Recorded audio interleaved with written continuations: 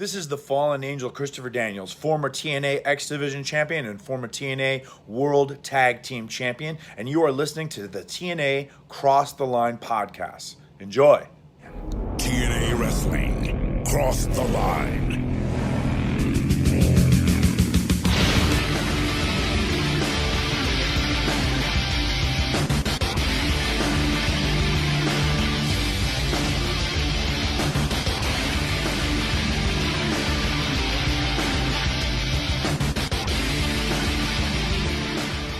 And we're back with episode 135 of the TNA Cross the Line podcast. I am Colling Jr. With me, as always, is Dallas Gridley.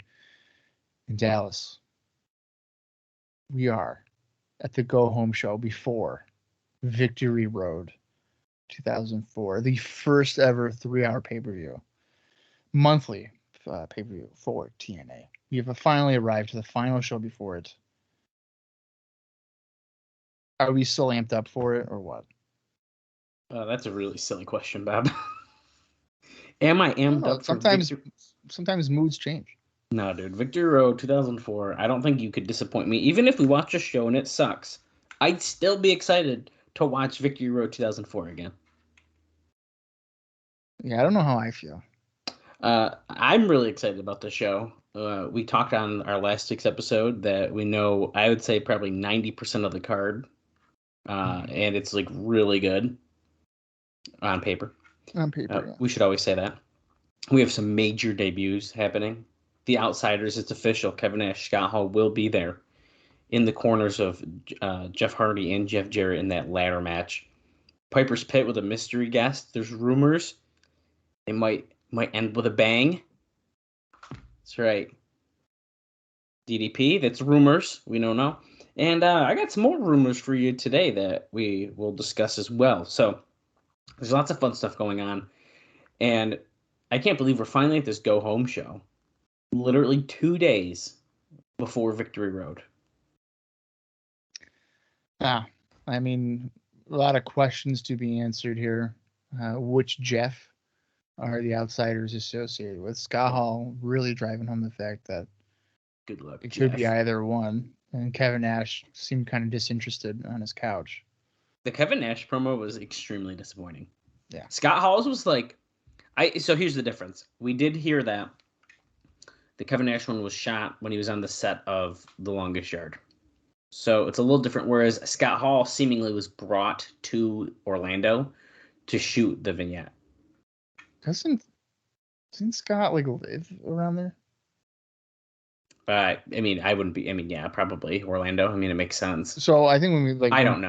He probably didn't have to fly in. They probably just right, which probably is why he was at the venue. But they shot and produced a video, and I think it's very clear a difference in what we saw. Oh, but if Kevin Nash had a cool one like that, I'd be just as hyped. The thing is that even if they just directed him what to say probably a little bit better, it probably would have been a better promo. But yeah, he was whispering. He was on a couch. He's looking down. He's like, yeah, buddy. You're in wrestling for two things. Money. And it's just okay. Yeah. I mean, yeah. I'm still excited, but it was a disappointing, that's what Kevin Nash is giving us. Okay. Yeah, maybe we'll have something new today. Who knows? Yeah, the effort wasn't really there. But. Nah. No, but you're right. The card is pretty strong. I mean, we have that X-Division Gauntlet, a last team standing, Monsters Ball, Petey and AJ. The ladder match. 3 Life Crew and Team Canada. I think so. The tag team titles. Yeah, because they just defeat. Hold on, I got the card right here. 3 Life Crew defeated the Naturals. The Naturals last week, yes. So they are, yes, that is what's happening. I thought that was on last week's show. I couldn't quite remember. We can run down last week's card too quick. But Sabin ended up winning that mini battle royal on last week's show to get the number 20 spot in that gauntlet. Mm-hmm. He defeated Alex Shelley, Kazarian, Michael Shane, Shark Boy, and Sanjay Dutt in a 5-minute, 12-second battle royal. Now, is he going to be the favorite to win it, you think, now, or no? I kind of think, I feel like that's what they're kind of heading toward. I'm trying to think I don't even know who I would even try to think of who could win that. Well, if I remember correctly, I don't think we even know every single person in it. No, well, yeah, right. We know most. I mean, I think it's pretty safe to say if they're an X-Division guy and they're on the show often, they're in it. And we do know there's some international names as well. Right, like Garza and Parka. Yep, Did they announce Nasawa they announced. Yeah. Did they announce Psychosis at all or no? I think they did. I almost want to say they did. I don't know. Regardless, there's a bunch of people in that as well. But I guess to finish up the card from last week, there's only 2 other matches that happened. And that was Monty Brown defeating Eric Stevens and Mark Stevens. Different spelling. It's a V and a PH in the Stevens. I absolutely love that tag team. I think they should have a tag team called Stevens and Stevens, and it's spelled different. It should be like a law firm gimmick. Dude, yeah, I think it just has got to happen. That match went 50 seconds. It's pretty good. The 3 Live Crew defeating the Naturals was 2 minutes, and that was that number 1 contendership match. And then in the main event, Jeff Hardy defeated Petey Williams in 5 minutes, 24 seconds, and there was quite a bit of fuckery going on in that match. But he won, so it doesn't matter. I guess let's cover some notes from last week's show. I'm actually it might jump around a little bit here because I have some notes on our last Observer, and then I'm going to scroll very, very far down to go to this main show's stuff. But okay. So we're going to talk about some stuff from last week, and then like I said, we're probably going to jump around a little bit, but let's just get to it because I think it starts right. Oh God, I closed it. It's right here. Monty Brown is after that match. We saw he's doing this gimmick now where he puts a mask and a straitjacket on his opponent after he beats them, which Dave notes is interesting because the straitjacket comes just 5 days after WWE debuted its own angle. Now, I don't remember off the top of my head what this is that he's referencing, but apparently they were doing something with a straitjacket. A straitjacket? 2004? And this would be, what, October? Yeah, do you have memory of that? Is it like... It's not like Kane stuff, is it? I mean, that's what I would be thinking. That's what my gut says. Well, as Bob's doing a Google, also, after that happened, someone who sounded like Jim Mitchell did a promo, which is teasing a new manager for Abyss. It was very, very clearly James Mitchell, for the record. And I have another note. I have another note about that we'll talk about in just a minute. Just kind of following up on it. The TV main on the October 29th show was Hardy beating Petey Williams in a match where D'Amore, Jarrett, Styles all interfered. The live crowd has become more and more anti-Hardy as each week goes by. Styles used the Canadian Destroyer as his finish on Explosion as well. So the Explosion match that Styles had, which, do I have that pulled up? I do not have that pulled up at the moment, but he used the Destroyer, kind of taunting Petey Williams on Explosion. For this straitjacket thing, you said it was 5 days before? Yeah, so... so it was on a Monday Night Raw. Hang on. Okay, go continue. I had to look it up to see. Okay. I'll just keep going down my notes here then. After Chris Harris and James Storm had asked about everyone in the company whether they should go to WWE or not, since their contract was running out soon, and virtually everyone had told them they should, they actually wound up signing a new contract. So they are staying in TNA. It's also noted here that it appears that Dusty Rhodes and Ron Killings versus Kid Cash in Dallas match is off Victory Road because Kid Cash wanted to quit, if that's a surprise to anyone. Wait. Ron Killings and Dusty? Yes. Against Dallas and Kid Cash, but that wasn't even ever really promoted. What? That wasn't promoted on TV at all. No, I don't think it was. And they apparently, of course, do not want to let Kid Cash go. since the Jarretts are adamant that nobody under contract is going to be given a release to chance working for WWE. But because of it, they didn't want Cash working the pay-per-view, and then got Russo internet ballot idea from Rhodes. After all that, Cash didn't work on the 10/26 show. So I think this idea of this feud started before they even did the voting situation. Okay. And now, of course, we have a voting thing going on. Yeah, I mean, they must really have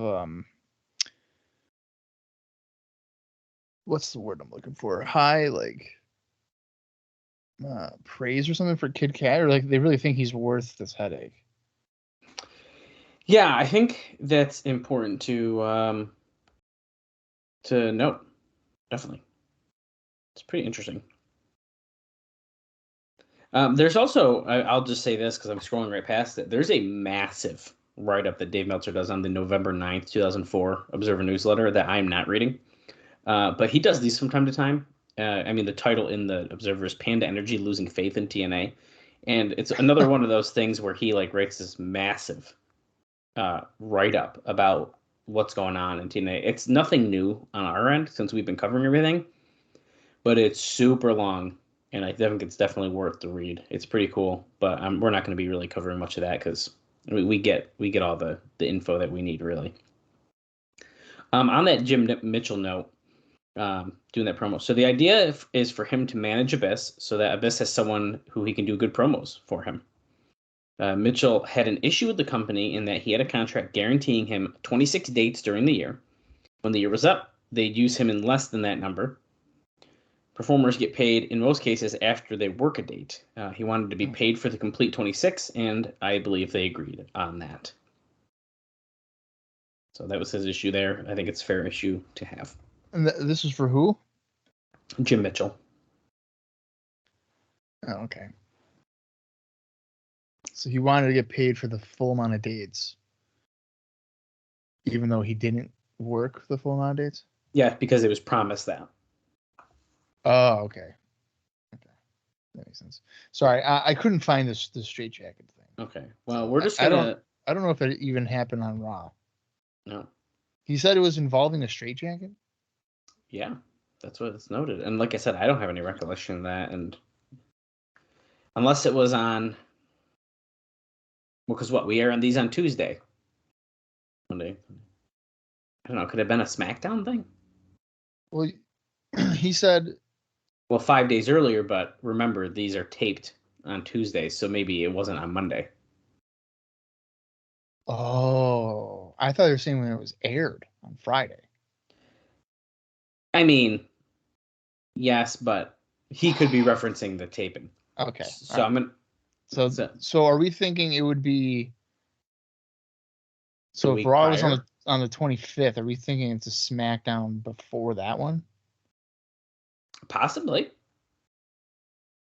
Could have been. I wonder. Okay, if it's a SmackDown thing. See, now I'm fucking too invested in this. Okay, so Bob's gonna look at that, and I'm gonna. Well, hang on. So SmackDown was on Thursday, right? That's what I'm thinking. See what I mean? So on the 21st. Okay, so that'd be October 21st. I'm wondering if this is like a Heidenreich in Undertaker thing, because I know at Survivor Series they had a match. Well, this makes sense. But, all right, go ahead. Say. That's okay. On the Piper Pit segment that aired on the October 29th show, he talked about Scott Hall and said that he gained about 80 pounds and looked like a whale.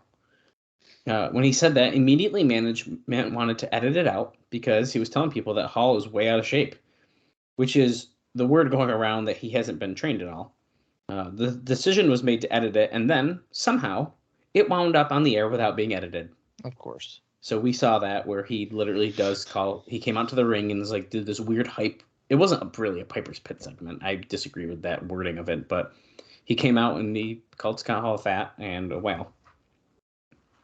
So that happened. I think that's most everything that's covering last week's show. I got a couple other things to discuss, and we'll talk about some stuff during the show as well. Well, you know how I mentioned about that Dusty Rhodes and Ron Killings against Cash and Dallas match being off the show. Yeah. Well, there's talk about adding a Kid Cash versus Ron Killings singles match to the pay-per-view. Mind you, these are different observers, but it's all kind of covering the same couple weeks here. If it's not added, it is to punish Cash and not giving a pay-per-view payoff since he's been in the company doghouse. Cash was really calm this past week and not complaining about anything. He's also, through an intermediary, Jesus Christ, tried to open doors to go to New Japan for their junior heavyweight division. Although that's a hard booking to get since they've cut back so far on foreigners. These guys weren't getting paid extra for pay-per-view, were they? I don't know if we know that or not. Or are they just saying like, oh, hey, you're just not going to get like a payday? Yeah, I mean, I think it's probably more than that. Because if Cash was making, let's say, 500 a shot, which I think is roughly what it was, and that's why he was pissed, like he wanted 1,000 or whatever, he just wouldn't get 500. It's not like, pay-per-view you're making 1,500 or something. This is right. WWE. The straight jacket thing, I believe I have found it. It looks like it is a hide and rake thing. Shit. He had a match with Shannon Moore, and he put a straight jacket on after the match and demanded Undertaker to come out and face him, but the Undertaker did not. So that is quite the coincidence. The only thing that I'm going to give TNA a break here is that Raven has been coming out with one for a few weeks. Oh, yeah. So, whatever. Obviously. Yeah, he had...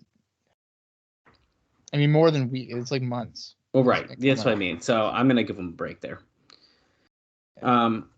This is interesting. There was someone brought in on last week's show, backstage, October 26th. And that would be the total package, Lex Luger. He was backstage.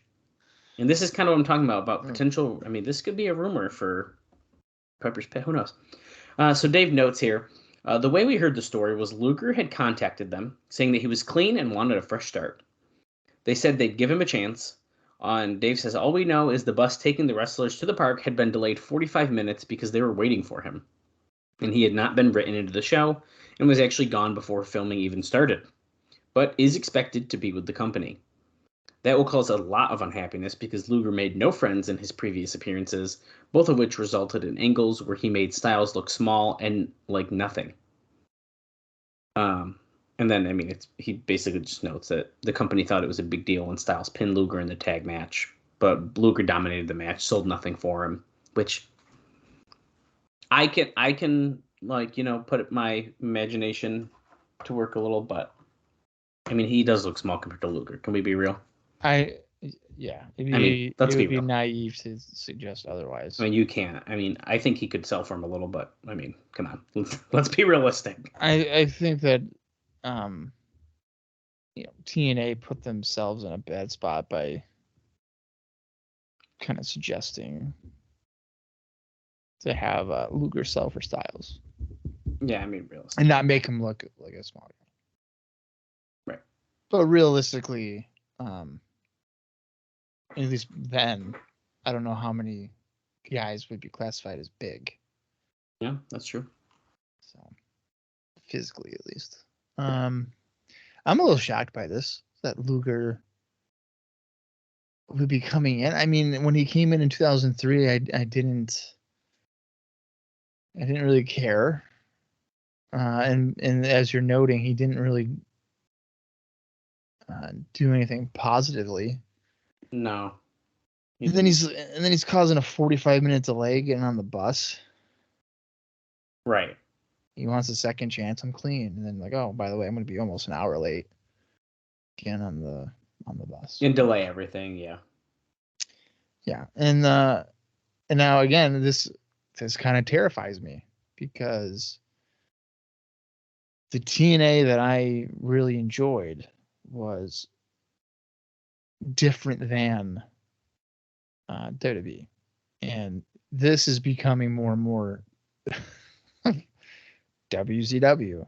And I hate saying that because like that's the cliche and everybody says that.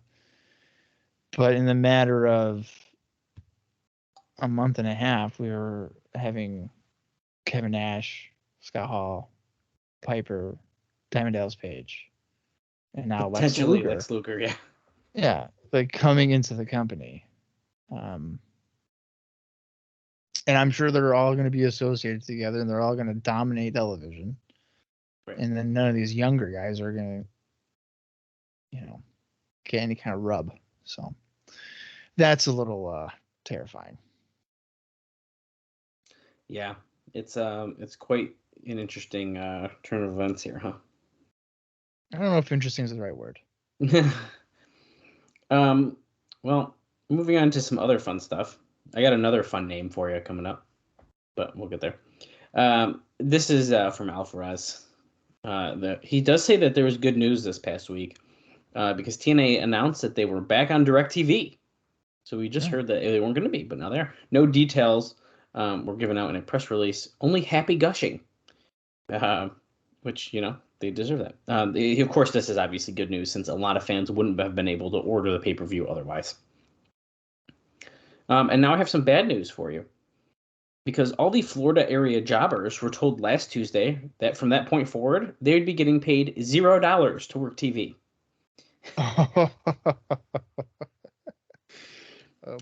Which is, of course, a horrible sign, as they were making something in the neighborhood of $100 a shot, which means at most TNA would be shelling out like $500 a week, which seems pretty, he says, a paltry for the group being supported by a multi-million-dollar energy company. Obviously, the jobbers were upset.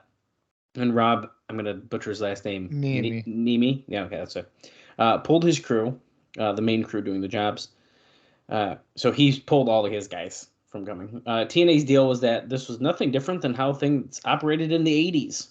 Back then, some pretty major names in the WWF made little as $50 a match for TV. Because Vince's deal was that he'd give them very valuable exposure. In his mind, they should be realistically paying him.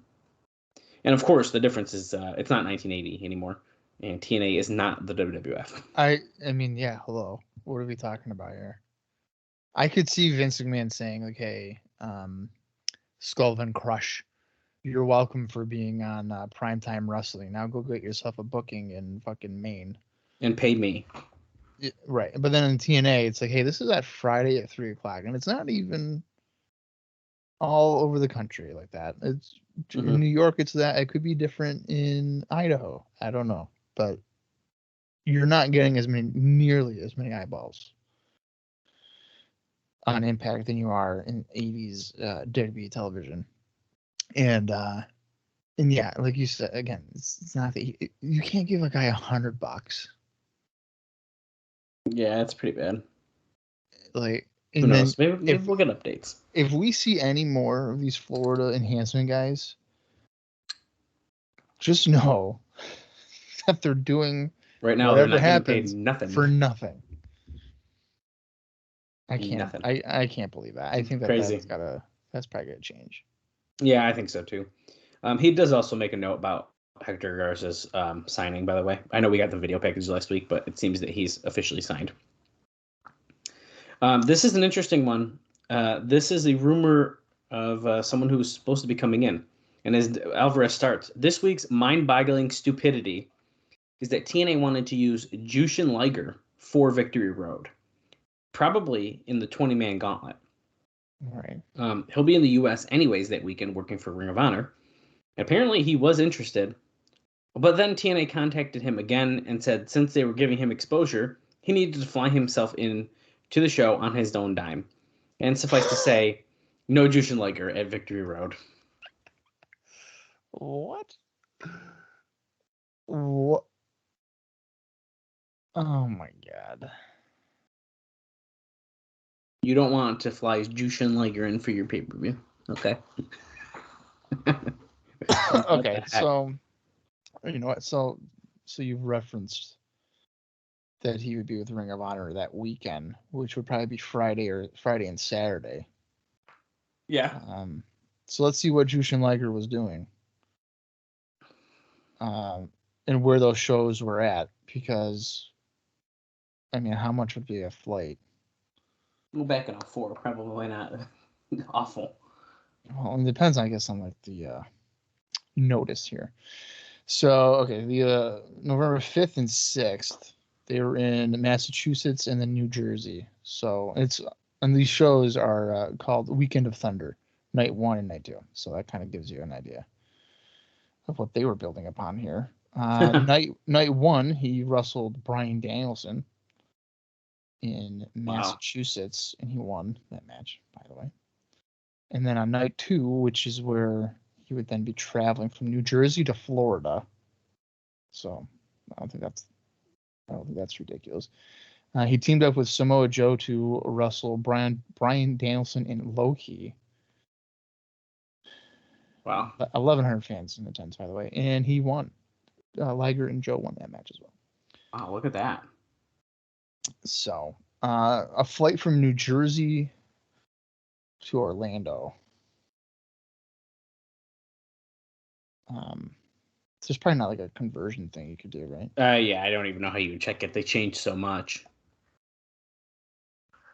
So, especially now, flights are so expensive today, so. Yeah. Well, cheap flights from New Jersey. Yeah, Bob's gonna get so many ads now. That's all right. I'm used to it. So, right now, roughly, this is not. You know what? This is not worth my time because now I don't think this is change everything. I'm not gonna do it. Yeah, no, it's fine. Regardless, they probably should have just done it. I mean, well, you know what? They would have had the money because they're not paying the enhancement guys anymore. There you go. So just use that $500 and get yourself Jushin Liger. There you go. It's noted here that the TNA Impact on 10/22 did a 0.14 rating, and the 10/29 show did a 0.18 rating. I think some of those numbers are preliminary, but there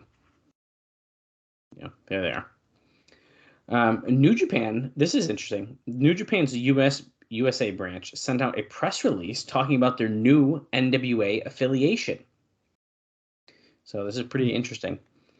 So Simon Inoki says, quote, Mr. Antonio Inoki hopes that to help the NWA reestablish their brand and product internationally with hopes that NWA championships will shine as they once did in the past. It also notes that New Japan recognizes Jeff Jarrett and the Naturals. Now, this was written, by the way, on October 28th. And the Naturals were 3 World Tag Team Champions ago. They recognize Jarrett and the Naturals as the NWA champions. But, and this is a big but, TNA was not included in this relationship. Oh. So it's a NWA affiliation, not TNA.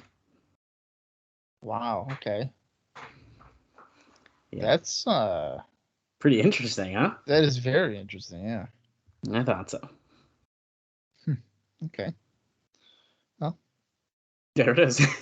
Yeah, I mean, I don't think I would necessarily blame them, but if you're associated with NWA and then you're recognizing Jeff Jarrett and the Naturals, by default, you're associating with TNA. Yeah, I think it's very interesting.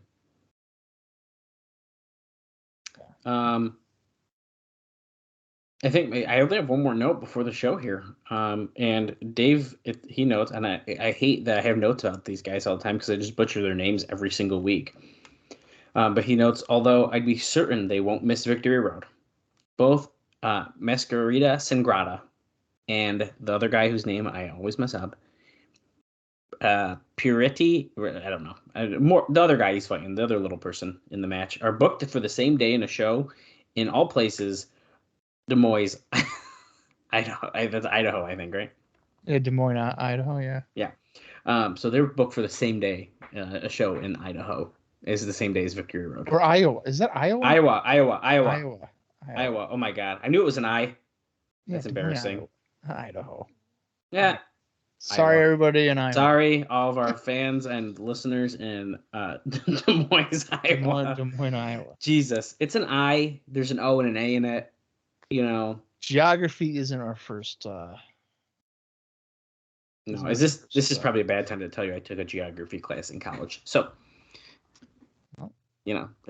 I've been out of college for like a while. So anyway, you don't know how much a flight from New Jersey to Orlando would be in 2004, and you took a geography class. I mean, I that's the took type of stuff they teach geography. you. That's the type of stuff they teach you, though. Although I'll be, just to make me not look bad, I did help my team in trivia guess a country in Africa because of geography. Just saying.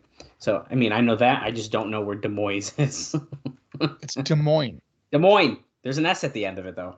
I don't think you say it. Probably not. Des Moines. It's Des like Moines. Louisville. You don't say Oh. Louisville. It's Louisville. Des Moines. Des Moines and Louisville. It's goddamn it. Okay, well, We're off to a great start here can't win them all, on the folks. pod. Yeah, I tried. I definitely tried to help. Bob tried to get a new host. It just didn't work. Yeah. And that search is actively going on. So if anybody wants to replace Dallas Gridley, just let me know. And I have a list of excuses of why I can't do the podcast. So I could just go on for about, I think it's 35 weeks right now. And I almost got one this morning. I lost track of time. No, I did. No. Okay. So in my defense, that was legit. And it was because I was watching clips of 60 Days In on YouTube. Jesus Christ. Okay. So we are on the November 5th, 2004 edition of TNA Impact. It was, though. It was pretty bad. Jesus. No, you're right, though. This is the November 5th, 2004 TNA Impact, the go-home show before Victory Road. The runtime for this is approximately 48 minutes and 17 seconds. Now, I'm going to count down from 3 when I say play. That's when you want to follow along, whether it be on Impact Plus or if it's in your own personal collection. And I've been noticing on Conrad's podcast, whenever they talk about TNA, and it's usually with Jarrett, that there's some new like Impact Wrestling / packages or something. So I don't know if they're changing that up or whatever, but just if you want to get Impact Plus, figure it out and then watch along with us, or be like us and have it in your own personal collection. That works as well. But here we go. 3, 2, 1, play. Bob, as this intro happens, I figured I'd wait and wouldn't cut you off. I didn't do Explosion. Explosion 102. As we're getting a highlight package with Dusty Rhodes. It aired the day after and one day before Victory Road, November 6th, 2004, and it featured one match. And that match was D-Ray 3000, Shark Boy, and Sanjay Dutt defeating the team of Alex Shelley, Kid Cash, and Michael Shane. It might be one match, but that'd be. And I have this feeling they did a lot of hype for Victory Road, which makes sense. But there was also 2 other dark matches that took place after. So the Explosion took place before this taping. These dark matches took place after, at least as of my report. Raven, Monty Brown, and Abyss went to a no contest. Probably feeling it out for that Monsters Ball, maybe. Yeah. And then the team of Chris Harris, Chris Sabin, Conan, and BG James defeated the team of Johnny Swinger, Glenn Gilberti, and the Naturals. And I have no crowd number for the show. Now, we're getting highlights of just last week's show here still. And I really, like I mentioned, Bob, I don't know if I said it before we recorded or not. I don't have a ton of notes this week, but there is a couple things we'll talk about during the show. Well, we're still getting a video package highlighting last week where Jeff Hardy pinned Petey Williams with help from AJ Styles. Of course, Petey Williams is the X-Division Champion, and now we're getting our opening. For Stage 21 in Universal Studios. Total nonstop action wrestling Impact, baby. This is my favorite day of the week. Getting on this podcast, releasing these episodes, it's just the highlight of my life. This says a lot about your life. You're telling me. This is your highlight. This is the highlight. Watching wrestling from 18 years ago. Whenever someone hears that, I tell them, like, yeah, I do this podcast with my friend. We talk about wrestling. And they're like, oh, like, what kind? I'm like, 2004 Impact. They're like, oh, okay. And usually it's people who aren't wrestling fans that ask, and they're like, Much old wrestling, huh? Okay. Yeah. Impact. What's that? Bob, this doesn't. Oh no. Oh, Bob, look at this. Well, WCW, baby. What in the world? It's Johnny B. Bad, a clean shaven Johnny This is B. a Bad. bad man making his TNA, not only Impact debut, his TNA debut. He's got the Bad Blaster and everything. Bob, I did not know he wrestled on Impact. I don't even know if I knew that or remembered it. I don't know. Here's the Talking thing, about though. I don't big hate name Johnny. free agents. I don't hate Johnny B. Bad. This is I don't struggled either. to get on the middle rope there, but it looks like he's in pretty good shape. He's gonna do the Bad Blaster. He's got it. Let's see. There it is. That was a very pathetic Bad Blaster. Oh, because we got a really shitty shot of it. Yeah. Wow, dude, I did not expect this. This is giving me like 1994 center stage WCW Saturday Night vibes. Well, his opponent's already in the ring, so he's getting paid $0 to $0. already be in the ring. Do we have to have the note, right? Who he's fighting? It looks like he's facing Tony Stradlin. Tony Stradlin. Petey and Jeff Jarrett versus is it Styles and Hardy? I sounded like on commentary. I think that's what they just said. Yeah. Now, Bob, I'm gonna ask you. We didn't expect this, but what's Johnny B. Bad been up to? Because I feel like he was not working a lot around this time. Well, you'd be right because his last match. Now we're not including the explosion that he had with Russ Ramos. Oh, that's right. He did have the. That's kind of. I felt like should have been a one-off, but I guess not. Right. That's what I would have thought too. So prior to that, his last match was on February 23rd when he lost to Buff Bagwell. So essentially, as he just does a Hurricane Karana, because like Johnny B. Bad doesn't age, he hadn't really been wrestling for about 2 years, and he was part of the XWF. Oh, he was. Yeah, he had done some tapings, losing to Kurt Hennig there. What? No question. Yeah. Was he still married to Sable at that time? They got divorced in 2004. So yeah. So he. Oh, and there he goes. He won with a spinning TKO? Yeah. Wow.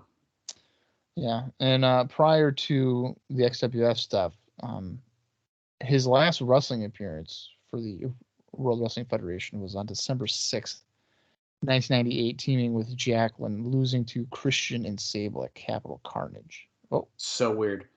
Jeff Jarrett is bringing the cameraman and Shane Douglas, it looks like, into the production truck. Dale? Play this tape when I tell you to. Jarrett says, I'm running the show. Wow, we're shooting here. I think that's really interesting about Johnny B. Bad. I guess I didn't know he was in XWF, but like that's why I asked about, because I knew that Sable was. And that's why I was curious. That makes sense. I'm like dying to watch XWF for the record. Just saying. Might need some bonus episodes. I don't know. I watched that a couple of years ago. Let me tell you, it's like not the greatest. But see, to me, that's such like, I want to see like a weird production show that I've never seen. So I have to watch it. I mean, the production's fine. It's just like weird matches. Yeah. Dude, this is why I want to watch it. It's like Josh Matthews is on the show. Oh. Wrestling. Ugh. I don't like him on commentary, but wrestling. I know. Sorry if anyone likes Josh Matthews, but I like Josh Matthews, what he does now when he works backstage and I don't see him. You don't see him at all. He's a great producer. Really awful commentator. Yeah, he drives me nuts. Highlight here about Jeff Hardy versus Jeff Jarrett. We are, by the way, 6 minutes 48 seconds into the show, and Johnny B. Bad just made his debut. In case you're watching this episode and you had decided to skip ahead. And I didn't hate John. What is this? Oh, the Best Damn Sports Show. Spectacular 2 days. We're seeing video footage of what's going to happen. This guy says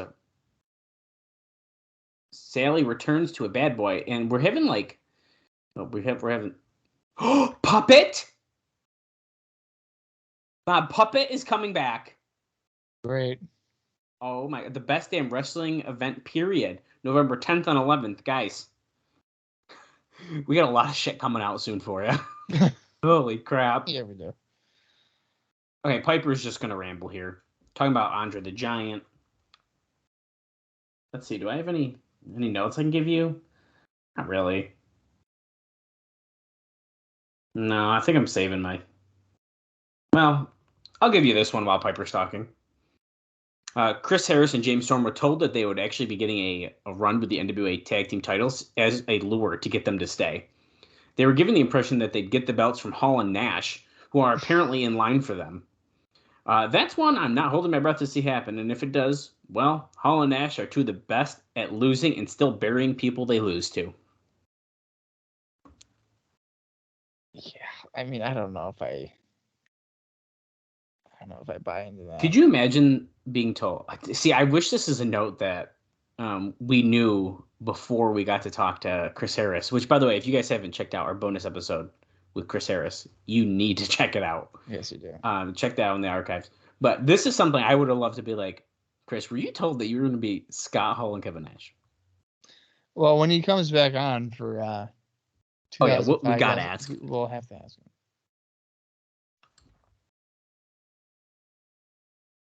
I really don't care about these Piper things. He really drags the show down for me. I think it's just too much of it. Like, this is just too long. Well, I mean, I'm not interested in Roddy Piper. Because, like, ultimately, what is the purpose of him here? Just a name. I mean, Nothing. That's it. All right, Mike Tenay's in the ring. We are apparently entering the second hour of Nitro because Pyro just went off. It's every quarter hour. We're not even 10 minutes in the show. We got our second Pyro of the night. You guys survived 15 minutes. Here's a Pyro. So weird.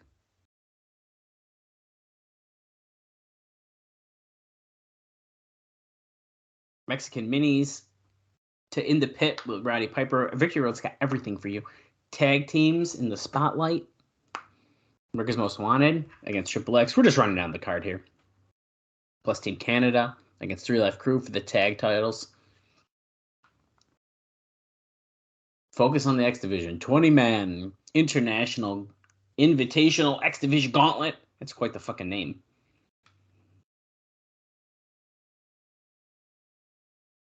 And in the main event, the one we have been waiting for.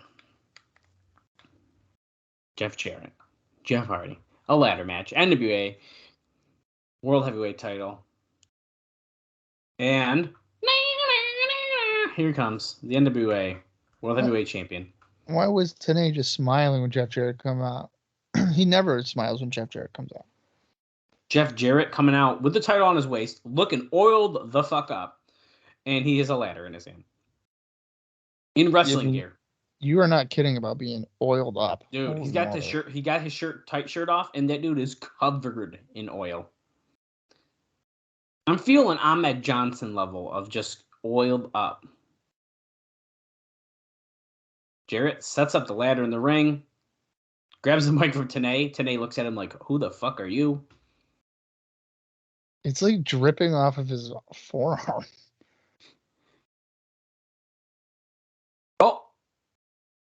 Jeff Jarrett just said the rock star, Jeff Hardy, has not arrived to the impact zone yet. Is Rockstar going to be like a new nickname or something? Well, he's probably calling him that since he's doing the late thing. Now, if you guys have been paying attention to our news and notes, Jeff Hardy has been late quite a bit. So, took an unexpected detour last night, and if his instincts tell him correctly, he's not going to be at Victory Road. Now, this may be a little inside baseball for the people paying attention, but this could also be a shoot here. I don't know. Is Jeff Hardy really not going to be on the Go Home show? Well, he's suggesting that, and also suggesting he's not going to be at the pay-per-view. Dude. This is crazy. A meteor crashed down on him and brought it back to reality. He's going to tell him, roll the tape. Look at this. Are they going to beat him up in the hotel? And he said, Scott, you got that ready. I don't know what Scott he's talking to. I D'Amore? doubt. Oh, could it be D'Amore? Yeah. They're in a hotel. Maintenance. Oh wait, that's Petey Williams. Duh. That's Petey Williams. Yeah. I didn't think realize. Scott Right away. Demore's got the camera. Yeah, you're right. Oh, is that's Hardy. He's attacking him. Oh my god, look at this massive hotel room he's got. Yeah, what the Good hell? for him. That's a fucking suite. What about the budget here? Wow, we're beating the shit out of Jeff Hardy in hotels. So I guess he's not making because Jeff Jarrett didn't allow him to. Right. Oh shit! Oh. They don't have the money to pay for whatever just broke over there.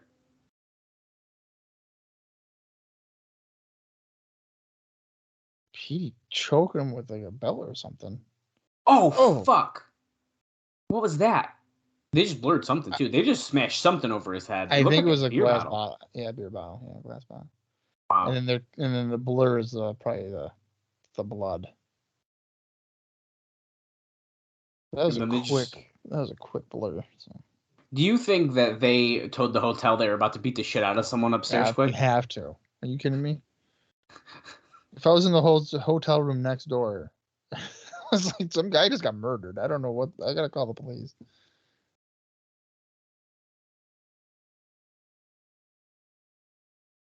It's time to come up for a new opponent for the King of the Mountain. So he's sitting on top of the ladder. Tanae's looking at him like, oh, really? I can't believe you ruined Victory Road, Jeff Jarrett. Oh. He's calling on Kevin Nash. He goes, can you even walk anymore? Let alone climb the ladder. And here comes Dusty Rhodes. You know what? They should have Dusty come out, accept the challenge, and then be like, I've wrestled ladder matches before, and I had Chris Vaughn climb up. So Chris Vaughn, come out right here. Chris Vaughn. We get 2-on-1.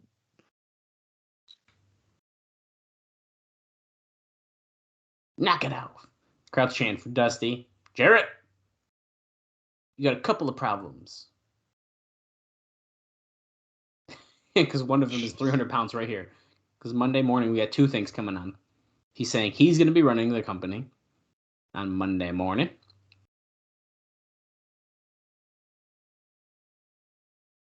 You will have no heavyweight title around his waist Monday, he's saying. So that's his two problems. Dusty's running it, no world title. You make this thing really personal. He went to North Carolina.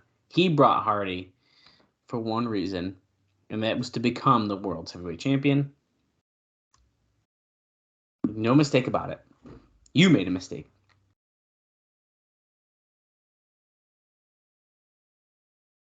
You beat on him like a thug that you are.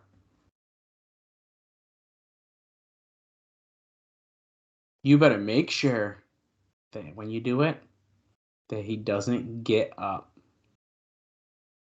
Sounds like he might be here, Bob. That's what I was just going to say. I think Dusty's trying to tell him that Hardy's here. And there's Jeff Hardy. Obviously not taking out his head. Oh, he just has a headband on. Oh, no, that's a bandage. That's a bandage, yeah. I didn't see the top part. And Jeff Hardy swings the ladder at Jarrett. And swings him again. I like that Jeff Hardy's had no shirt on in the hotel room, which makes sense in the hotel room, but he has the same exact outfit on right now. So he's just living his best life, being shirtless for just hours. Jeff Hardy climbing. Nothing. I just think it's funny. Oh, and Petey Williams. I also love his like capri pants, his baggy capris. Oh my God. Jeff Hardy just got dumped outside of the ring. Little blood on that bandage. You see that? Yeah.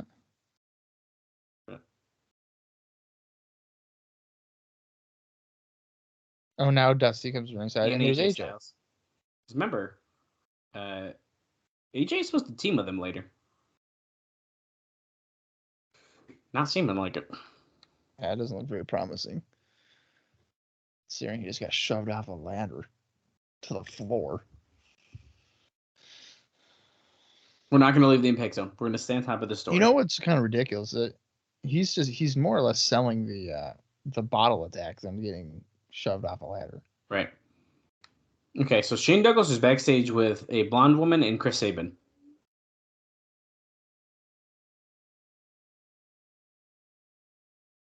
So he's talking about how lucky he is that he got that number 20 spot. In the X-Division Gauntlet match.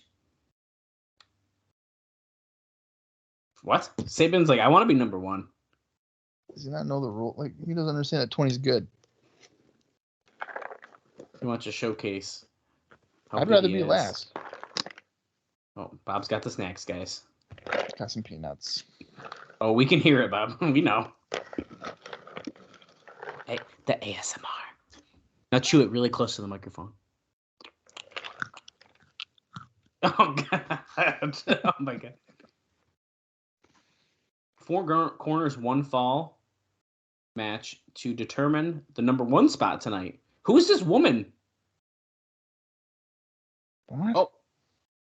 Matt Sydal and Amazing Red have been picked out. He's going to draw another competitor, number 3. It's Kazarian. He showed it to the girl who had no fucking idea. And here's Kazarian and Michael Shane. Michael Shane has a giant fishtail braid in his hair. I don't understand. So if you win, are you number 1? No, the loser's number 1. Who gets pinned is? Whoever gets pinned will overcome these obstacles. Draw your little name out of the hat.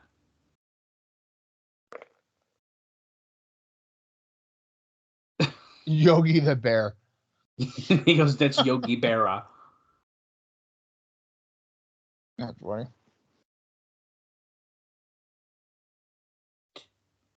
Two gentlemen, 2 brothers. Do not fight each other. They want to be united. Michael Shane says, I know it's me. You don't have to say a word. Let me just get ready.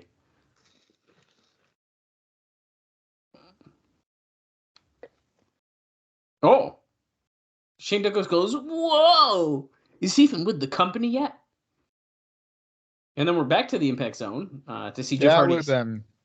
That would have been a good way to introduce Johnny B. Bad. Whoa! In the Gauntlet match. Yeah. Okay, moments ago, where it looks like we're probably seeing the highlight of that. Really driving this home. Wait, there's another attack? No, oh wait. Oh yeah. Yeah, what? Oh wow. Moments ago, Jarrett attacked Hardy on the stretcher. He didn't really do much. He kind of just looked like he tickled him a little, but. Yeah, and then Dusty tried hitting him with his hat about 5 times. And Don West says it's clear that Jeff Jarrett does not have the confidence in the. Whoa, that was a nut shot of Jarrett. Camera zoomed right into his nuts.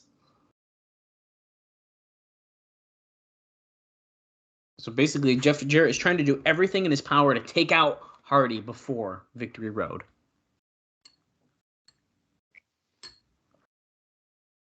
Preview look here at Monsters Ball. So it's just a highlight package so far, it looks like. He couldn't get that straight jacket. Look, he got the Abyss mask on the guy. Fucking gives him the Alpha Bomb. Just devastating. And The pounds. then, of course, we're getting that.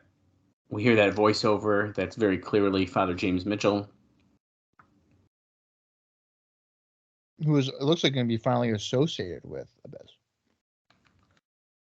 Which I think we can, I'd say it's fair that we can probably openly talk about this now.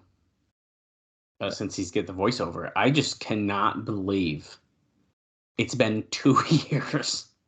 Over 2 years. Right. And here comes Abyss 2 years. now.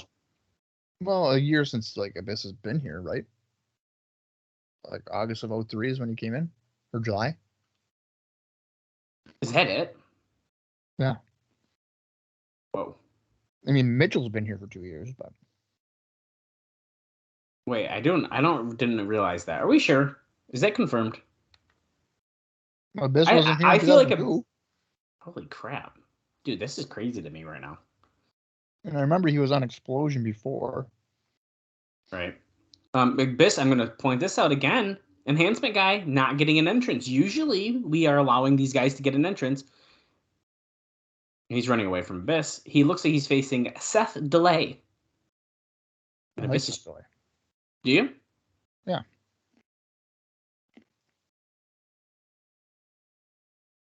Wow. I don't think Abyss like stepped away. Oh boy. Oh my god, ragdoll. And Oh my god, dude. Oh shit, that looked like it hurt so bad. Nice shock treatment there by Abyss. But like Seth Delay was like arched over Abyss's back, dude. That had to hurt so bad. Off the ropes, come back. Holy shit, a massive black hole slam. We just beat him in 41 seconds. That was nuts. That was great. Yeah, that was awesome. That was very good. I'm going to argue this. Oh, he's counting him again. I'm going to argue Seth Delay has been Abyss's best opponent yet. Holy shit. Yeah. That match was so quick I didn't do Abyss's one in indie note, and that was back on October 30th. He defeated Crowbar in a hardcore match for Cyberspace Championship Wrestling Halloween Horrors. Wow, and on that note, here comes Crowbar. No, I'm kidding. Here comes the alpha male Monty Brown. Here comes Devin Storm. Could you imagine? Didn't Crowbar want to be like in the new church? Well, he was in the new church, but he wanted to be like a regular guy. I think that was discussed, yeah. Which I thought he was awesome in the new church. I think he was great. He was good. Would be a good fit. Wait, Abyss has like a bag, and usually in wrestling we know what's inside of a bag.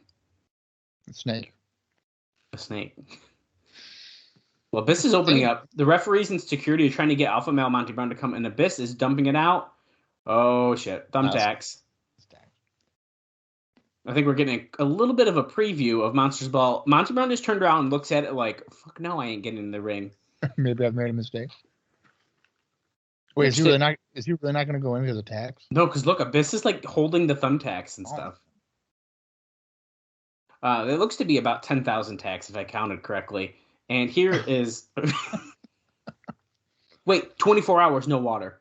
24 hours, no food, no water.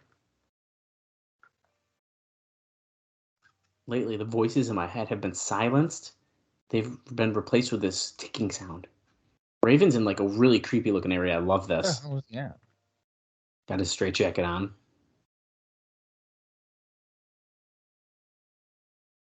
What the fuck? Monty Brown Abyss, Victory Road, Monsters Ball. A war is about to begin. War is not the business of death. It's the antithesis of life. It is hope tortured and violated. It's reason dismembered and flayed. Anyone know what this means? I have no idea. Decency strangled to death. Gray matter lying helplessly in one's hands. 24 hours alone.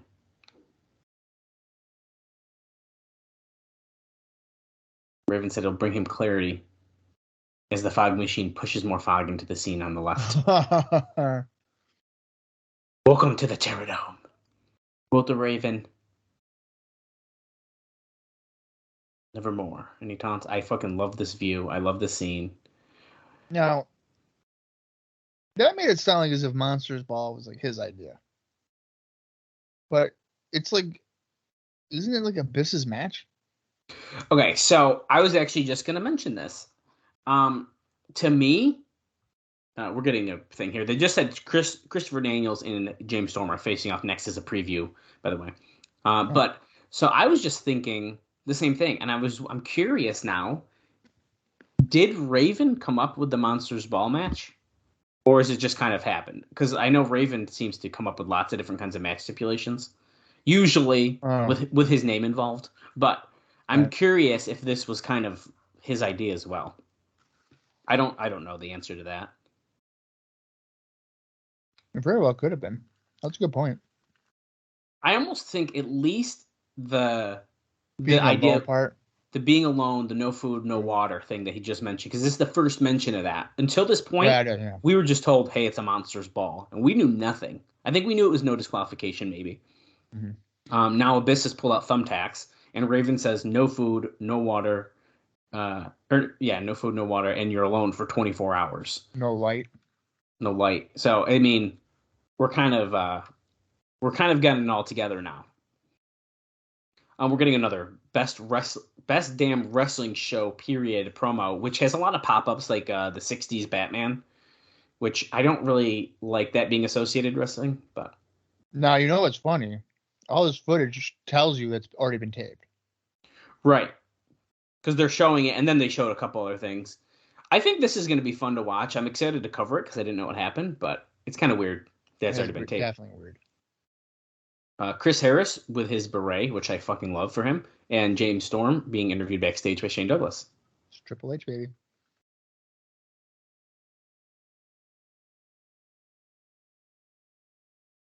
We're getting that tiny preview.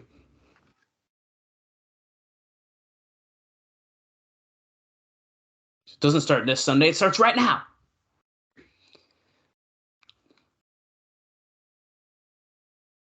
And then Harris talking. They like to bring up their winning record against AMW, but when we are backed in the corner, we are at our best. The pressure is on. We are at our best. I think it's pretty accurate, really, with America's Most Wanted. They really thrive as like the underdog and like No, they don't. Nice. You want to know what I just thought of, Dallas? What's that? I think 3 Live Crew are about to win the titles at the pay-per-view and then lose to the Outsiders. Holy shit. That's what I think is going to happen. Holy shit. Because if you're promising, hey, AMW, you're going to get the tag titles, I mean, how are you really going to get there? Yeah. So, and honestly, I wouldn't mind seeing Outsiders versus BG James or whatever in Conan. I'm honestly really excited to see the full extent of what the Outsiders are going to do here when they come. Yeah. Because I mean, we've said it before. These shows happened 18 years ago. I'm not going to give away too many spoilers. I don't want to upset anyone. But yeah, YouTube commenter guy. Yeah, I'm sorry about that, YouTube guy. But by the way, this match just started as a brawl outside the ring. The bell has rung. But I know a little bit, but I don't know the full extent. I mean, a lot of these Impact shows I have not seen. I'd say most of what we are watching currently, I have not seen. Yeah. I certainly don't remember a good portion of this stuff. Nice. What does he call that? That's not the 8-second ride. Yeah, well, that looked like a reverse version of the 8-second ride. But I do think that's what it was. Primetime just came down, got knocked off the apron. This match is on fire already. We're like 40 seconds in. A very good pace. It makes me wonder win. if they were told you got 3 minutes, hurry the fuck up and do your stuff. It really could have been, but honestly, super kick. Oh, Primetime gets to the ring. That's a DQ, dude. Who's on commentary? That's Sabisco. Oh, shit. Okay. I couldn't tell because with how crazy this match is, us talking. Primetime's clobbering Storm. Come on. Is he wearing Timberlands? Yeah, he is, dude. There's Harris with a chair and Triple X scatters. Oh, shit. The Naturals. That's Andy Douglas. He hit both the Naturals with a chair. And now Triple X going for the attack.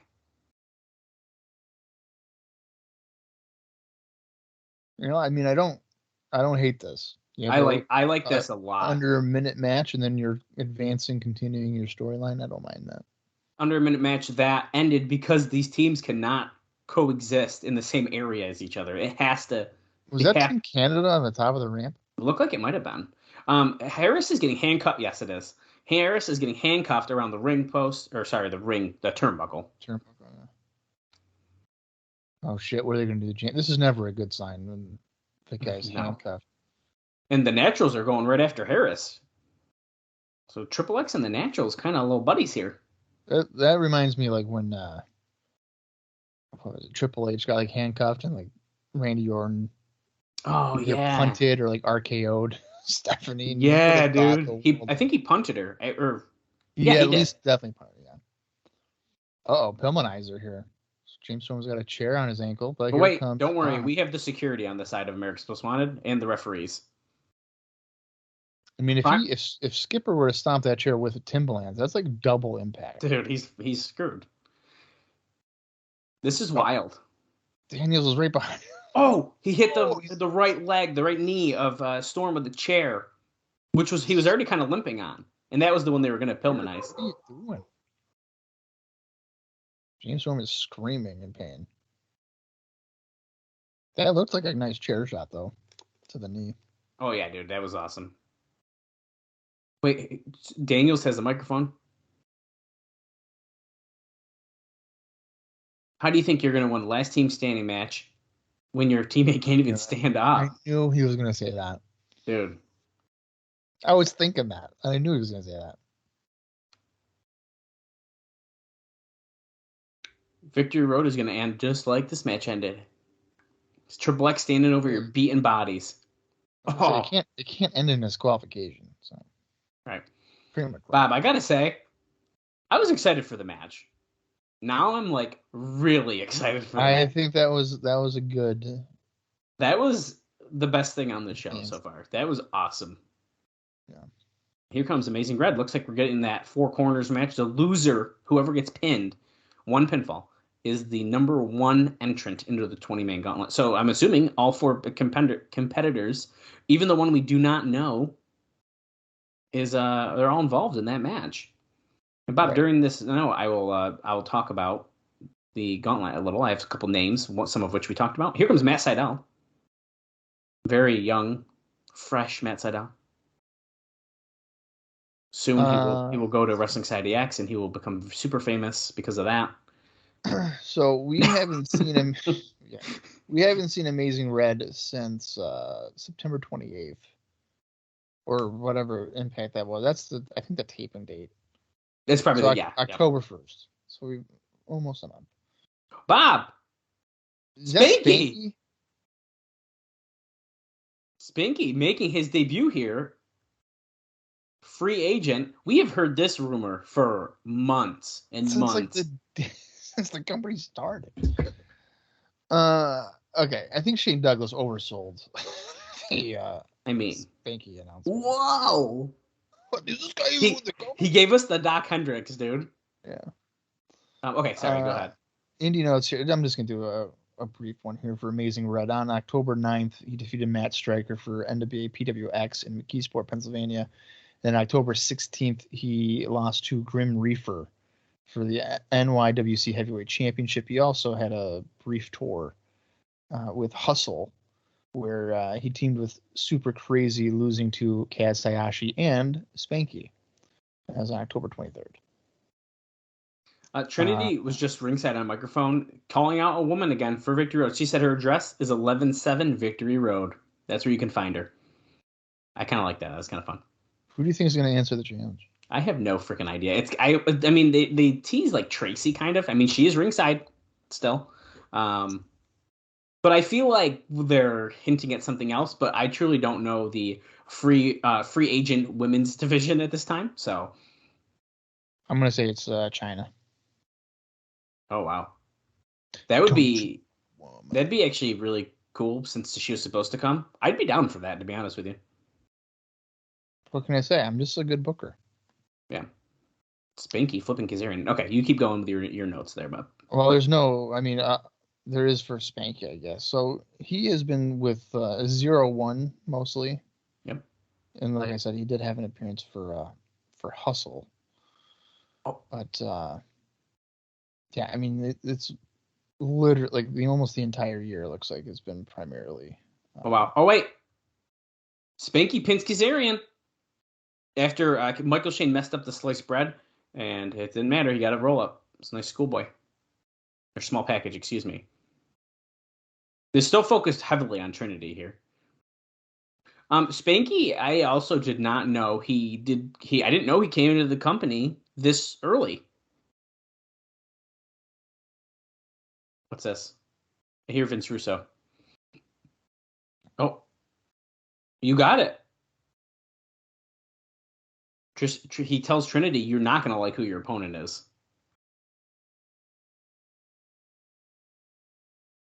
Oh, JB goes up to Russo on Mike. We got any idea about the main event? I got to announce that next because Jeff Hardy's not in it, or we don't think so. Yeah. He made a decision on who the partner is. Wow, there's so much going on in the show, man. And here's Styles I don't backstage. know how I feel about that being a quick match too, though. I think that one should have got more time. Yeah. But I guess it kind of I don't hate the idea that here's Scott Hall again. Yeah. I don't hate the idea that Kazarian was so cocky he was going to win and then loses fairly quick. Like I think that's it's fun. And I guess, it allows you to tease the Gauntlet more, and you're not overexposing Spanky on free TV. Yeah, and I had a note that I didn't even get to tell you because it was so fast. Basically, we already know about Hector Garza. We know about LA Park, and as I think we already know about Psychosis. Well, they're all back. If we didn't know, we know now. It's official. At the same time, Antonio Pena wants to get his working relationship back, and using Garza and Park in particular will get Pena upset because they work CMLL. Not to mention being mad because Garza left him a few months back, and he considers the La Parka gimmick as his property since he came up with it. Now, of course, this is La Park that we are seeing because he can't use the La Parka. And my other two notes that I have are about Jarrett, so we'll just talk about those during the main event. Good luck, Jeff. Good luck.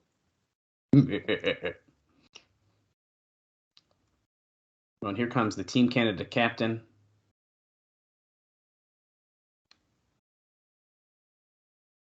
You got. Well, I guess we need to see who the other person is before we can do all of our indie notes. But well, Petey is with we Jeff, so. We knew Petey and Jeff Jarrett's no way, but October 30th, Petey Williams teamed up with Danny Daniels to defeat Josh Abercrombie and Nate Webb for NBWA Fright Night in South Bend, Indiana. I like Josh Abercrombie, by the way. Also known as Josh Raymond. He's an AAW guy. Okay. And IWA Mid-South. And he's appeared in Game Changer Wrestling recently. But yeah, he's pretty solid.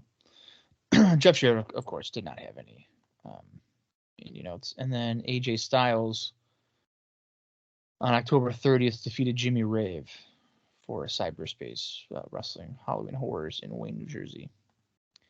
And that looks like it is Ron Killings. Yeah, we find out. That was they didn't even tease us. They didn't bring out Styles first. They just were like, fuck it, here you go, Ron Killings. And speaking of Ron, he was also on that Halloween Horrors show on October 30th, and he defeated Matt Stryker by disqualification. And yes, it's Matt Stryker from WWE and Impact, not the You're Number Out Matt Stryker. Okay, good. Who was also an Impact. But yes, we needed the clarification. Oh, shit, you're right.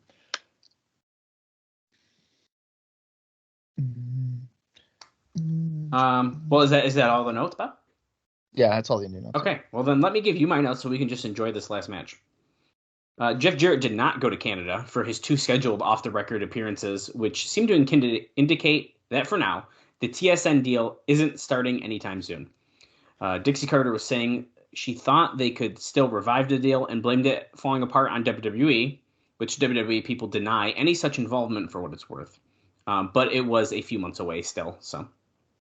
And I didn't recall Jarrett being on Off the Record. Yeah, no, he didn't. I think most of those are on YouTube. And also, Jarrett, in an interview with Alex Marvez, Bob's favorite, said they wanted to start doing house shows in early 2005. He said that they have no idea what kind of a buy rate the 11/7 show is going to do because it's uncharted water for them. I don't even know where they would even hold shows. I don't know, but once they do start doing house shows, it should be kind of fun. I'm kind of excited to kind of talk about what's going on those. Well, okay, so here's a question for you. So, Ring of Honor bringing in Jushin Liger and drawing 1,100 fans in New Jersey, right? And there's probably several TNA guys on that show as well. I didn't look at the whole card, but I'm sure there are. Like, obviously, Joe. We're going to talk about it next week. Right. So, double clothesline here to Jarrett. If TNA were to go to New Jersey here in 2004, there's no way they're drawing 1,100. No, which is like wild to me. Right. So, like, I feel like it would do more harm than good as Killings hits a spinning heel kick here on. It's something to draw like 80 fans in New Jersey. Like, come on. I don't know, Bob. So we're back from commercial. Got a highlight package. It's something I think about even today. Like, and I feel like they've always had this stigma, and like they can't draw people in. It's just like they just can't happen. Well, so that's the cyberspace company that they've had a few guys appear on. It's a prime example because in 2005 and I think even into a little bit 2006, but really what I'm referencing is 2005. They would have guys like Jeff Jarrett and Christopher Daniels, whatever, TNA guys on those shows. Right. And I'm not kidding you, there'd be 140 people in a high school gym in New Jersey. But if the same people are under, like if Daniels and Styles and whatever underneath a Ring of Honor banner in New Jersey, you're drawing 800. I just don't get it. I think there's just a lot of people in TNA that people just don't care about. Yeah. I mean, when you look at Ring of Honor, I mean, those shows are from top to bottom. Like, holy shit, all these guys can work. And that's just not necessarily the case here in TNA when you have guys like Glenn Gilberti.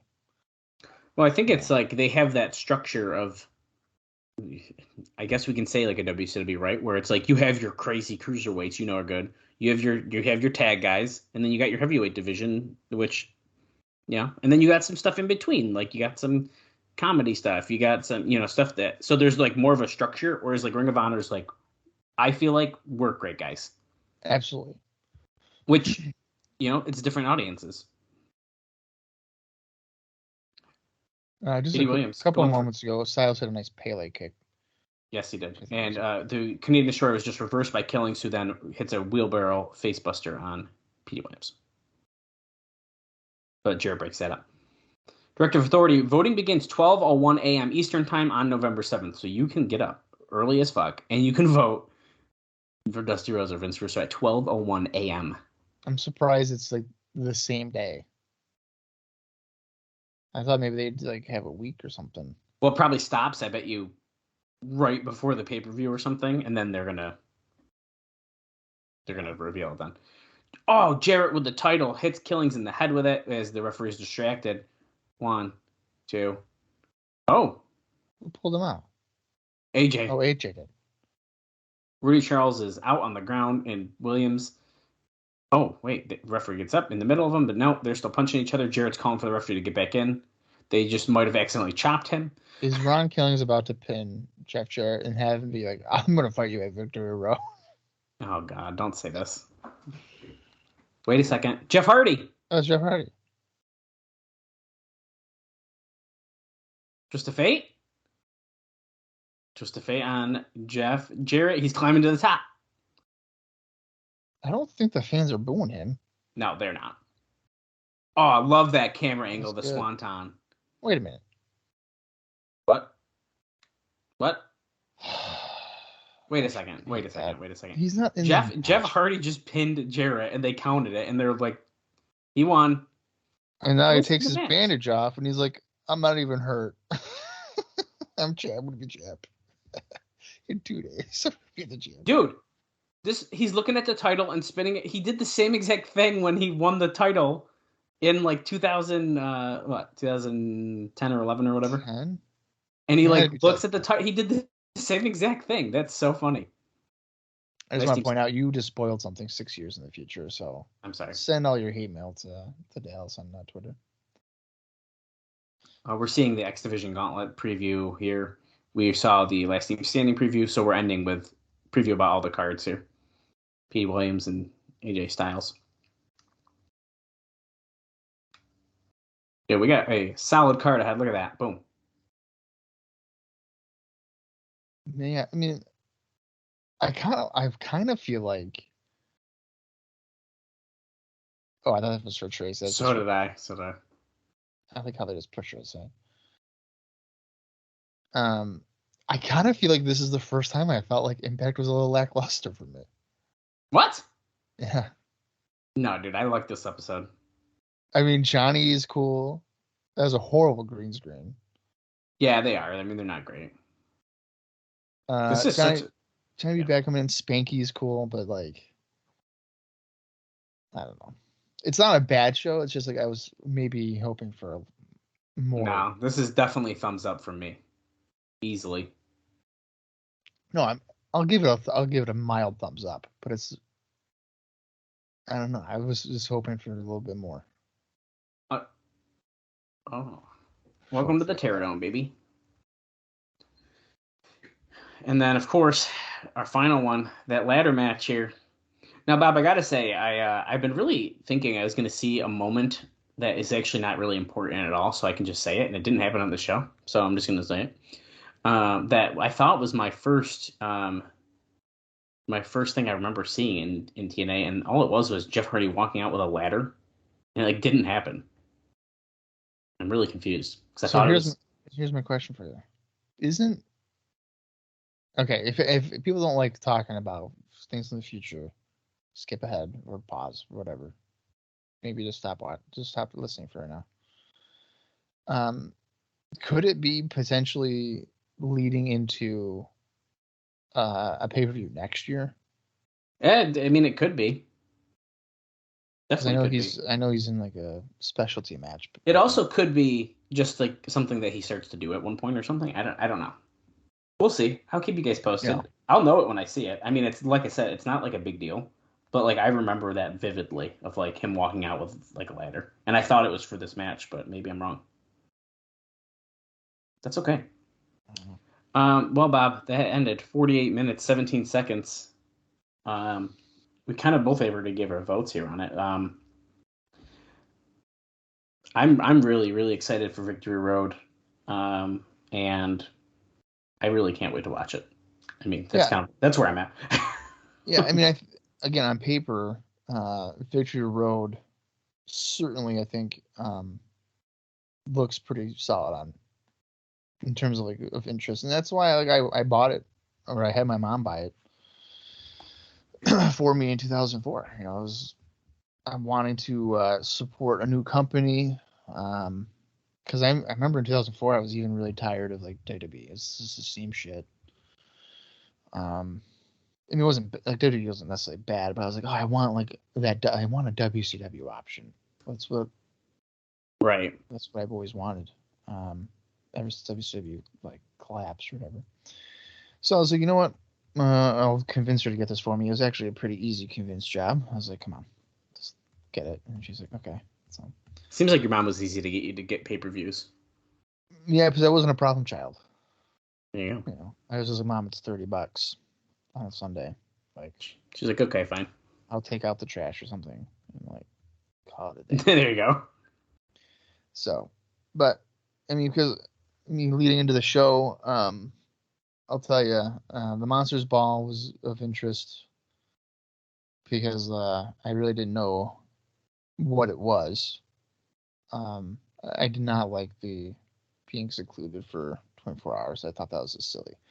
But I was very interested in PD and AJ. I thought that was going to be a match of the year contender. I'll have to obviously rewatch it for the first time in probably 10 years. And then AMW and Triple X, because I remember watching their weekly pay-per-view Nashville shows or matches and being like, oh wow, the last team standing. No rules. You're not limited to even a cage, and obviously they had a great cage match. But I was like, okay, these guys are gonna go all over the place. This is gonna be fucking great. And again, as I've mentioned before, I've never really identified as a huge Jeff Hardy fan, right?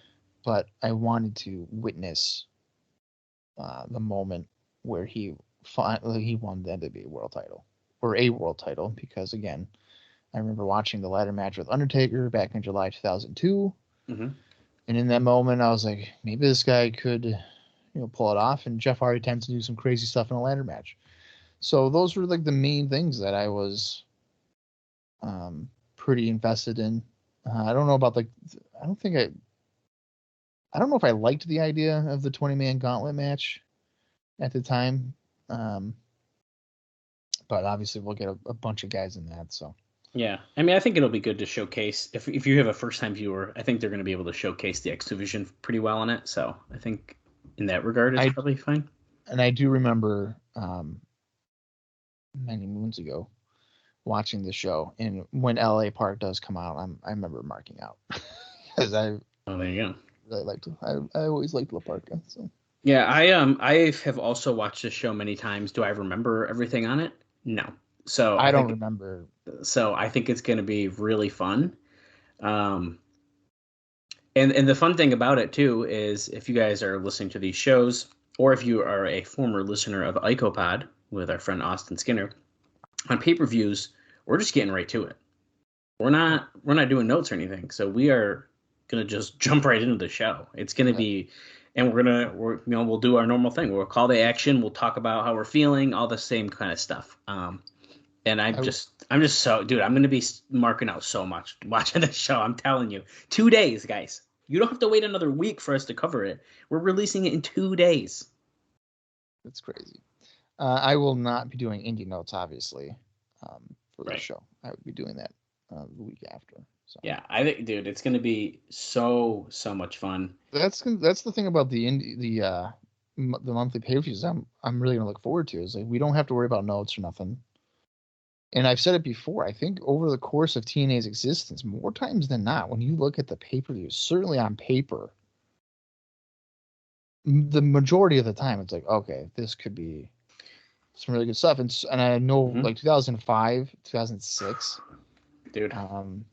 Even probably most of 2007. The pay-per-views are like, okay, this is an odd match or odd stipulation, but like I'll check it out. And the main event's usually pretty strong. So I mean, it's certainly going to beat WWF 95. I mean, I think I have like all the DVDs of their pay-per-views from obviously 04 because there's 2 of them. 04 through I think I have them through like 07. I think I have all those complete years. And dude, I always like to just look at them. It's just like, look at this car. Like, what is happening? Right. Dude, it's like crazy. I'm really looking forward to it. Victory Road's going to be awesome, and I hope everyone else is just as excited as we are. And you can share that excitement with us in a couple different ways, of course. You can follow us on Twitter at CrossTheLineTNA. You can like us on Facebook at TNA Cross the Line Pod. You can subscribe to us on YouTube, where we release these episodes as well. Easy to find. Just type in TNA Cross the Line Podcast. And if you really like us, which I know you do, we have a Pro Wrestling Tee store, which we do have a new design out. It's prowrestlingtees.com/CrossTheLineTNA. It's a little bit of an extreme design. Bob wore it to Bound for Glory. I just wore mine the other day, and it was just like, this shirt is so freaking cool. I wore mine to work the other day. Oh, that's awesome. That's awesome. Super cool design. But even more importantly than all that, if you guys could subscribe to us, follow us wherever you listen to the podcast, that would be greatly appreciated. And if you are so inclined, please leave us a review wherever you listen to the show. We will share that on air if you want, and it'll be lots of fun. And we'll be like, yeah, cool. Thanks so much for listening.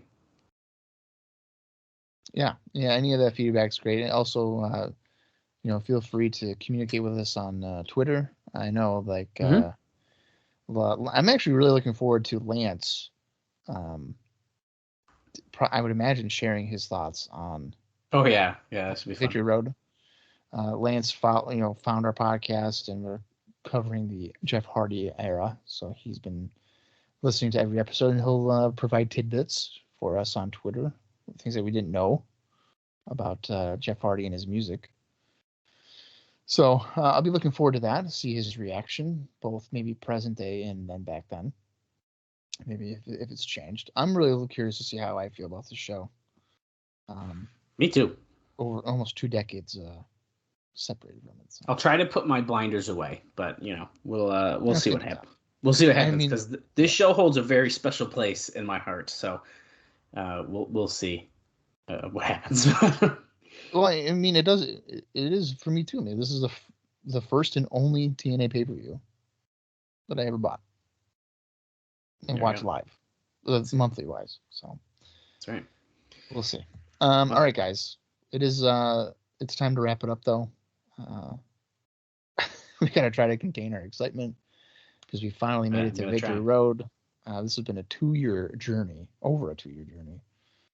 to reach this era. So I'm really looking forward to advancing on.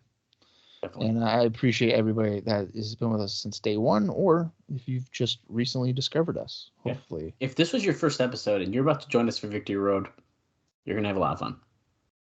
Yeah, and I'm going to have a lot of snacks, so it's going to be... Oh, dude, I might need to get some snacks for Victory Road, too. It's going to be a fun 3 hours. I'm making cinnamon rolls. Let's do it. Gotta go big. All right, we will be back in just a few short days for Victory Road. Until then, for Dallas Gridley, I am Bob Colling Jr., and this has been the TNA Cross the Line podcast.